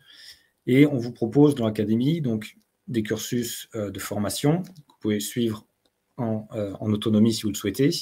On est en train de changer un peu le business model, mais en gros, vous avez des formations gratuites qui sont disponibles sur un modèle qu'on appelle le Learn to Earn. Apprendre pour gagner. Vous pouvez apprendre pour gagner des tokens cryptographiques, des tokens. Et si vous vous sentez pas à l'aise, si vous n'êtes pas un geek, quand je dis un geek, si vous n'êtes pas à l'aise avec l'outil informatique, mais que vous voulez apprendre quand même, ça peut vous prendre un temps fou de le faire par vous-même. Si vous n'êtes pas autodidacte, comme Cédric ou moi par exemple, ça va vous prendre des mois et des mois, et vous allez faire énormément d'erreurs, vous allez tomber dans des arnaques, vous allez perdre de l'argent, vous allez apprendre des leçons, ça c'est sûr, mais vous allez perdre du temps et perdre de l'argent. Donc, si vous voulez être accompagné en tête-à-tête sur Zoom, pas sur StreamYard, je vous rassure, sur Zoom, je n'ai aucun problème de connexion. Si vous voulez être accompagné en tête-à-tête avec moi-même ou Cédric, on a des programmes de formation qui vont exactement vous apprendre à utiliser la technologie et commencer à diversifier votre capital. Comme on l'a dit souvent ce soir, il ne faut pas garder tous vos œufs dans un même panier. Donc, il y a l'or, il y a des technologies, il y a le cash qu'il faut garder, il y a plein de choses à avoir, mais il y a surtout la crypto-monnaie. Et dans la crypto-monnaie, il y a des projets par milliers. Et il y a des arnaques. Il n'y a pas que des arnaques, mais il y a beaucoup aussi d'arnaques. C'est les humains, ils font ça, ils font des arnaques, c'est comme ça. Donc, il faut apprendre à les éviter, à les naviguer et trouver les bons projets. Et il y en a plein aussi, des bons projets d'avenir qui vont être là pour les années, les décennies à venir. Donc, si vous voulez apprendre à naviguer tout ça et à gagner votre indépendance, votre liberté financière, votre indépendance financière, il faut diversifier votre capital, il faut être dans cette nouvelle technologie. Et comme on l'a dit, la blockchain est une révolution. Au même titre qu'Internet, dans les années 90, a changé le monde. On le sait tous aujourd'hui qu'Internet a changé le monde. La blockchain est en train de changer le monde. En 2027, en France, j'espère que le projet auquel je pense y arrivera, on ira voter pour la présidentielle sur la blockchain. C'est-à-dire que Macron ne sera jamais réélu. Oui, je suis un optimiste. Mais il y a des Moi, je te projets... vois plutôt pessimiste. Moi, j'espère qu'on aura pu aller voter en 2027 et qu'on aura repris notre souveraineté. Oui, tu as raison. Mais en gros, la technologie blockchain est en train de changer le monde et dans tous les aspects possibles, même dans les hôpitaux. La logistique, l'administration dans un hôpital, c'est un calvaire. La blockchain est en train de changer tout ça.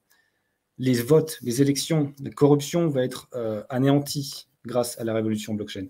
Donc tout ça, vous pouvez le découvrir en détail dans l'Académie Web3, à votre rythme, gratuitement si vous le souhaitez, ou prendre des formations, des accompagnements avec Cédric et moi-même et le reste de notre équipe, si vous le souhaitez, si vous voulez gagner du temps, si vous voulez éviter de faire tout ça vous-même, sachant que quand on est autodidacte comme moi, comme Cédric, ça prend des années. Ça prend des années à apprendre tout ça.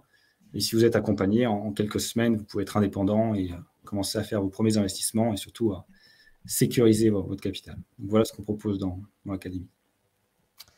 Ok, bah c'est top. J'aime beaucoup le concept et c'est vrai que pour la plupart des gens qui n'y connaissent rien, c'est une porte à ouvrir. On vous propose quelque part où aller, quoi. Parce que c'est vrai, quand on rentre là-dedans, bon, ok, voilà, ça peut faire un peu peur. Mais en tout cas, merci à tous les deux par rapport à vos projets, parce que c'est vraiment génial. Et tout ce que vous nous dites, il y a des points qu'on n'a pas pu aborder. L'idée, pour rappel, les émissions On fait quoi maintenant devaient durer autour d'1 heure. Là, ça fait 1h25. On va dépasser les 1h30, là, tel que c'est parti. Donc, on ne peut pas développer tous les sujets. Il y a le troc, par exemple. Il y aurait beaucoup de choses à dire par rapport au troc. Et il y a pas mal de messages que vous nous envoyez là dans les commentaires que je vois passer, mais qu'on ne peut pas répondre à tout. Ce soir, on va faire une émission, je pense, une émission pour développer certains sujets un peu plus et pour répondre à vos questions. On va faire une émission questions-réponses comme on avait fait avec Voynich sur l'illégitimité du système. Et voilà. En tout cas, je pense que pour ce soir, on a fait pas mal le tour et j'espère que vous y voyez plus clair par rapport à tout ça. Et ce qu'on pourrait retenir, je pense, pour conclure, c'est la diversification. Ne pas garder tous ses œufs dans le même panier. Je pense que c'est vraiment la clé de la souveraineté financière. C'est ça, c'est de diversifier. Et pas gentil. Ma montre me dit que ce n'est pas gentil, c'est rigolo.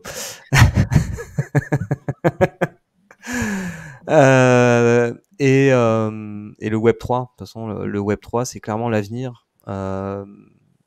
Il faut aller vers le Web3, c'est ce qui va nous permettre de nous émanciper et d'aller vers la souveraineté en tant que peuple. Sur beaucoup d'aspects, c'est ce qui va nous permettre, grâce à la technologie, de pouvoir sortir de tout ça et de pouvoir échanger entre nous. Faire du troc en fait. On va développer ça dans une autre émission par rapport au troc, mais en fait, il faut sortir de ces systèmes monétaires, de ces systèmes financiers qui permettent en fait de cumuler des richesses, parce que c'est un petit peu ce qui nous a amené à toutes ces dérives dans notre société. C'est que certains créent de l'argent à partir de rien et cumulent des richesses comme jamais, et que 99% des richesses sont détenues par 1% de la population à peu près, je crois que c'est à peu près ça. Et alors que c'est 99% de la population qui produit, alors que eux ne font quasiment rien, ils nous font travailler en fait. Et le Web3, les crypto-monnaies, des monnaies décentralisées, le troc en fait, le troc numérique, moi j'appelle ça comme ça, ça permettrait de sortir de cette possibilité de pouvoir cumuler des richesses et de revenir sur je donne pour recevoir en fait. Et l'avantage des crypto-monnaies par rapport au troc local, c'est que on peut par exemple rendre un service à quelqu'un qui est à l'autre bout de la planète, et en échange en fait quelqu'un d'un l'autre bout de la planète va pouvoir nous rendre service à nous. Enfin, on n'est pas obligé de faire de quelque chose de unilatéral. Ça peut être entre tout le monde en fait. Et ça, la crypto le permet. Là où le troc tel qu'on le connaît, c'est vraiment je te donne un service, Victor, en échange tu vas me rendre un autre service.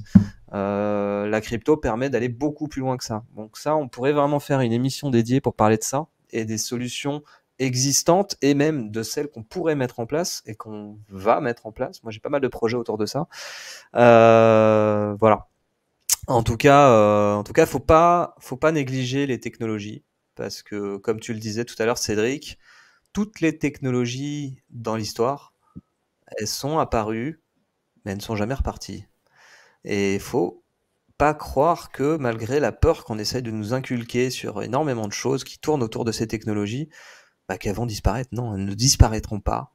On va vivre avec. Comment les utiliser au mieux pour aller vers la souveraineté? Parce que c'est ça, en fait, qui va nous permettre d'aller vers cette souveraineté, en tout cas sur l'aspect des finances, quoi. Voilà. Je vous laisse faire un petit mot de la fin, chacun. Vous commencez par Voynich, si tu veux. Ouais, je commence. On laisse les experts conclure. Juste pour pas qu'on se fasse taper sur les doigts, effectivement, on n'a pas le temps de tout traiter, mais ceux qui ont envie d'être dans cette dynamique peuvent aussi s'intéresser au jardin d'échange universel, le fameux jeu, je crois qu'on n'en a pas parlé, qui peut être intéressant, parce que c'est quelque chose qui revient souvent autant que la June finalement. Et il y a d'autres systèmes comme l'accorderie, basé sur un système de temps, ça chacun pourra aller se renseigner. Et pour conclure sur tout ça, ce qu'il faut bien se rappeler, comme tu disais, la peur des technologies, c'est que le meilleur moyen de désorganiser un peuple, c'est de le faire vivre dans l'angoisse et la peur de mourir. Donc beaucoup de recul par rapport aux informations et essayons d'utiliser ce qu'on a comme possibilité à l'instant T. De toute manière, il n'y a rien qui est figé et il va falloir se réinventer et rester encore une fois vigilant. Merci d'avoir suivi l'émission. Merci Voynich. Victor. Oui, moi pour conclure, j'aimerais simplement dire que c'est important de se responsabiliser soi-même. On est notre propre sauveur. Il faut arrêter d'attendre. Il n'y a pas de solution miracle. Il n'y a pas de solution unique. On aura tous des solutions individuelles qui nous correspondent selon notre individu. Et voilà, il faut se former. La connaissance vaut de l'or. On est dans l'ère de la connaissance. Il n'y a rien de plus qui puisse vous sauver que la connaissance des solutions. Donc, il faut aller chercher, il faut aller creuser, comme j'aime dire sur Internet, creuser des sujets, passer des heures même. Avant d'investir sur un token, parfois, je passais 10 heures, 15 heures, 20 heures avant de mettre même 100 balles pour être sûr de ce qu'on fait. Donc, c'est cohérent. Après, chacun verra le temps qu'il veut y passer, mais c'est important d'utiliser votre temps avant que vous n'en ayez plus. Parce qu'il y a des choses qui arrivent. Ce n'est pas du complotisme, ce n'est pas de l'alarmisme. Vous le voyez bien, c'est les événements du monde qui s'accélèrent.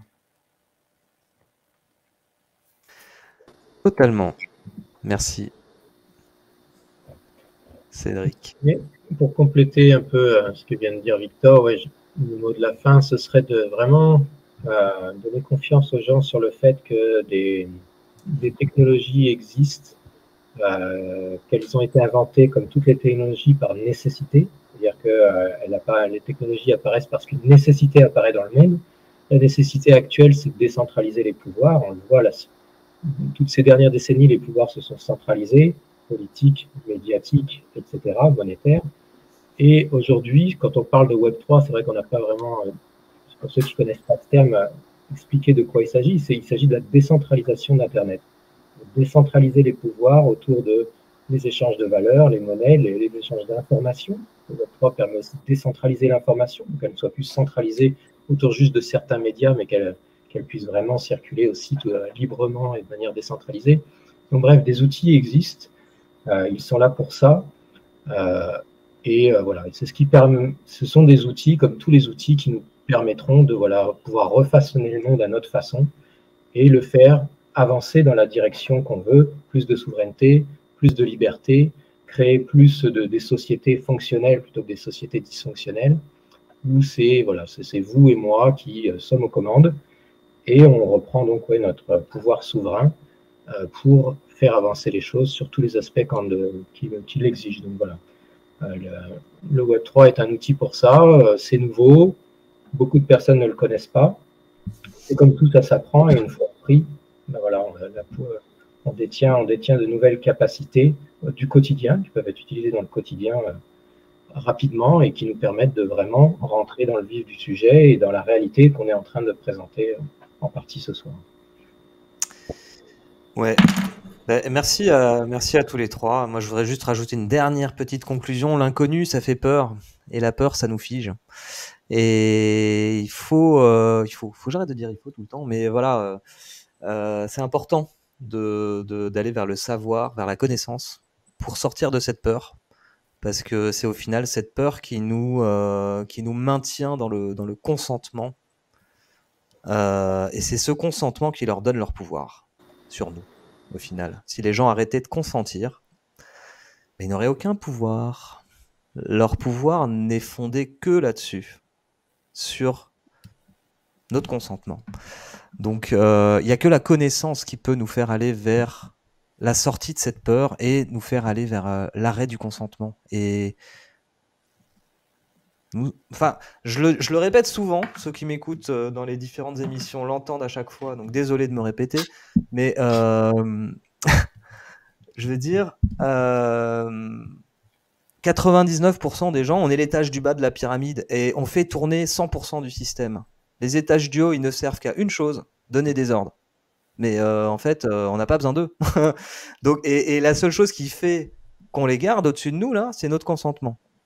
Mais il faut arrêter de croire que s'ils n'étaient plus là, si on arrêtait d'obéir, ça serait le bordel. Non, le système, c'est nous qui le faisons tourner, c'est nous qui l'organisons, c'est nous qui le structurons. Il tournerait de la même manière, mais bien mieux.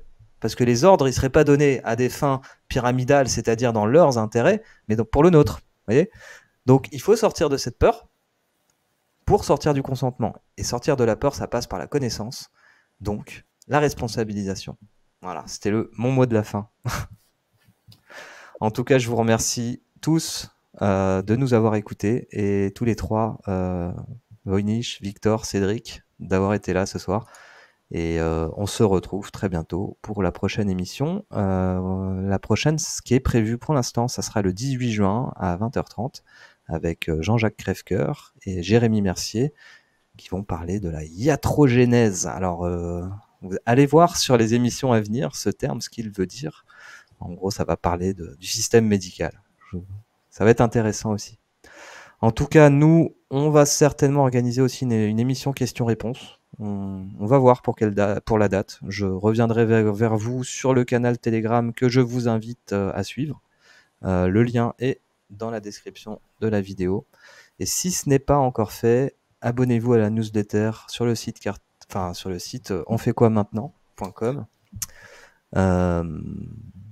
Parce que ça devient de plus en plus compliqué de communiquer sur les réseaux sociaux et voilà, vous resterez informés de tout ce qui se passe par la suite.